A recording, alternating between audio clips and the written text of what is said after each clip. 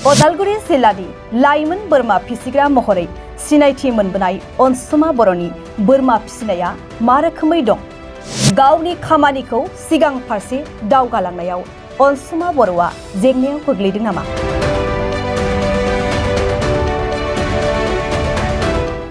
मोजां सासे बोरमा आबादारि हिसाबै बर्तमान मोजाङैनो दं। आबादनि सायाव माबायदि? आच्छा बोरमा आबादनि सायाव बोरमा आबादाथ' आं बोरमा आबाद खालामखाग्रा मानसि हिसाबै बेखौनो बुंगोन मोजां। मानोना आं गोदोबो बुंदों दाबो बुंगोन बोरमाया गांसो जानानै फैसा होयो। मार्केटाव बोरमा बेदरनि बेसेना सबसे मोजां प्राइस दङ आरो खरसा खम। बजाराव लांनो थाखाय नोंथाङा बोरमा फियोबा जेबो बजाराव लांनो प्रयोजन गैया। तो बे हिसाबै जोंनावहाय बर्तमान खोब मोजां बोरमानि। अनसुमा बर'आ फोरमायनाय बादिब्ला बोरमा फिसिग्राफोरनि थाखाय गुबुन गुबुन थावनियाव फोरोंथाय होनायजों लोगोसे बड'लेण्डआव बोरमा फिसिनायनि अनजिमाया सानफा एफा बांगासिनो दं। जितु बोरमा आबादनि सायाव होगासिनो दङ बे ट्रेनिंनि फिडबेकआ रायजो राजाफोरनि माबायदि? बेखौथ' आं जेबो बुंनो हाया। बाट आङो दिनैसिम गोबां जायगायाव ट्रेनिं होबोगासिनो दं। अरुणाचल होन गुबुन गुबुन स्टेटआव आङो ट्रेनिं होबोबाय जोंनि बड'लेण्डनि दाब दाब जिल्लाफोराव। बाट आं गाहाम नांदों आंनि एक्सपिरियेन्सखौ शेयार खालामनो। आरो मोजां खोथाया बेनो जोंहा बड'लेण्डआव गोबां माने बोरमा आबादारिफोरा लैहोर लैहोर फैगासिनो दङ।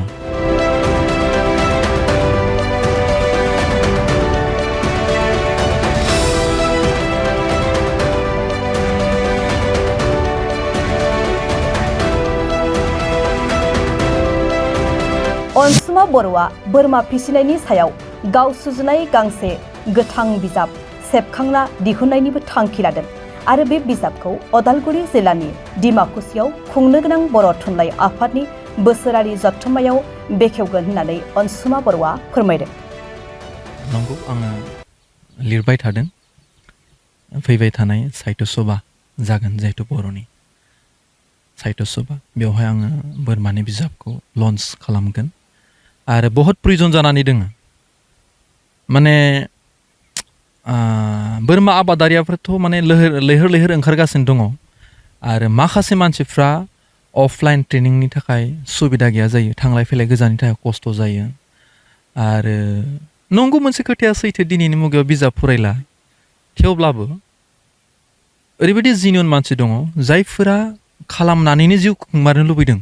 बिथांमोना बिजाब फरायगोन।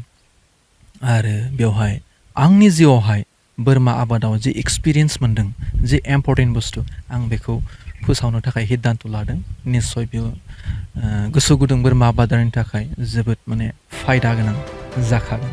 फिसिजानाय जिब जुनारफोरनि इन्सुरेन्स जायोब्ला साफ्रोमबो जुनार फिसिग्रा रायजो राजाफ्रा दिनैनि सानाव थुलुंगाखां मोननो हागोन होननानै अनसुमा बर'आ बुङो। इन्सुरेन्स बा दुर्भाग्यजनक जोंनियाव दिनैसिमबो इन्सुरेन्स जाया। गुबुन गुबुन बाइक बायोबाबो गारि बायोबाबो इन्डास्ट्रि बाला खालामोबाबो मानसि गासैबो जेरावबो इन्सुरेन्स गैयाबाथ' दिनैनि थारिखआव पुलिसाबो हमो। खिन्थु बोरमा आबादाव इन्सुरेन्स गैया। एनिमेल सेक्टराव दासिमबो इन्सुरेन्स गैया। बेनिख्रुइ देरसिन दुखुनांथावना जेबो गैया। मुलाम्फाया बेनो बोरमाया थैयोब्ला नोंथाङा फैसा मोनफाफिनो। गोदान आबादारिया जि एसे एनै साननानै ला 10था बोरमानिफ्राय जागायहांबाय। 10था बोरमाया थैनायनि पार्सेन्टआथ' थाखागोन नालाय गोदान आबादारि। 10था बोरमानि गेजेराव माबाया बेमार जाना थैनोबो हागौ। तो थैयोब्ला मासेयाव 5,000 माबायाव 25,000 बियो मोनफाफिनो। मोजां सम आरो खाबुखौ नायनानै बियो 25,000 फैसाखौ फिन गोदान बोरमा बायनानै सोसनफिननो हायो। दा जोंनावहाय बिदि जाया। दुर्भाग्यजनक दि आंनिनो सासे खास लोगो दाखालि चिरां डिस्ट्रिक्टनिफ्राय फन खालामदों। नेचारेल सार अन्थाइ होनना बुङोना बेजों माने बोरमाया 7था थैजादों।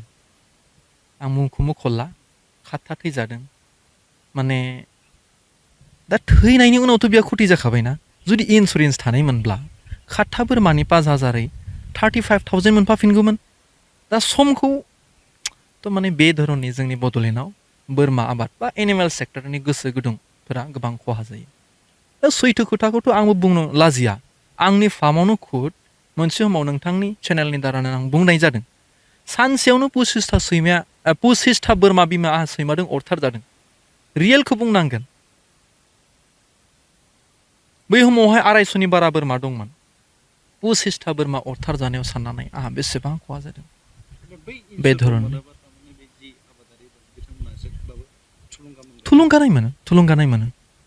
थुलुंगानाय मोनो आरो बियो जोबोद इम्पर्टेन्ट। जुदि जोंनि बड'लेण्ड हालामाव एनिमेल सेक्टरखौ जौगाहोनोब्ला इन्सुरेन्सआ जोबोद गिदिर रुल दं। बिटिआर गभनि गड मिशन, फिग मिशन बायदिनि गेजेरजों गोबां दाउ, अमा, बोरमा राननानै होबाय। नाथाय बेनि गेजेरजों दाउ अमा फिसिग्रा मुलाम्फागिरिफोरनो भेक्सिन रानना होनाय आरो इन्सुरेन्स खालामनाय बायदि राहाफोरखौ सरकारा दासिमबो लायाखै। बेनिखायनो फैगौ समफोराव बड'लेण्डआव जुनार फिसिनाय बिफानखौ गोख्रों खालामनो बेबायदि राहाफोरखौ लानो थाखाय अनसुमा बर'आ सरकारनिसिम खावलायहरो। इन्सुरेन्स बा दुर्भाग्यजनक जोंनियाव दिनैसिमबो इन्सुरेन्स जाया। गुबुन बाइक बायबाबो, गारि बायबाबो, इन्डास्ट्रि खालामोबाबो मानसि गासैबो जेरावबो इन्सुरेन्स गैयाबाथ' दिनैनि थारिखआव पुलिसाबो हमो।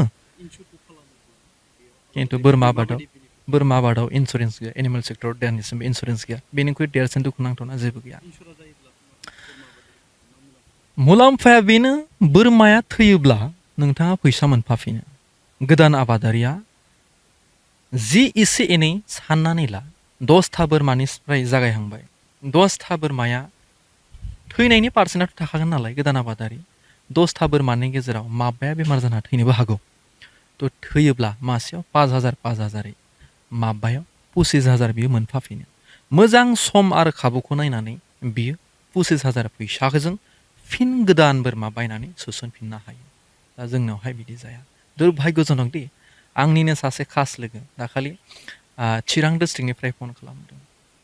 नेचारेल सार अन्थाइ होनना बुङोना, बेजों माने बोरमाया 7था थैजादों। आं मुंखौ मख'ला, 7था थैजादों।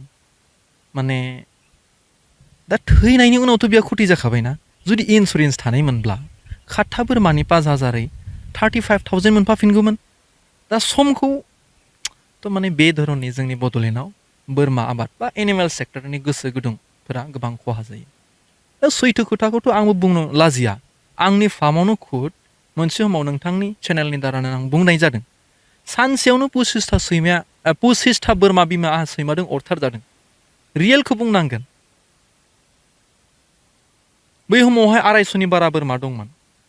25था बोरमा अरथारजानायाव साननानै आंहा बेसेबां खहा जादों। बे धरननि थुलुंगानाय मोनो आरो बियो जोबोद इम्पर्टेन्ट। जुदि जोंनि बड'लेण्ड हालामाव एनिमेल सेक्टरखौ जौगाहोनोब्ला इन्सुरेन्सआ जोबोद गिदिर रुल दं।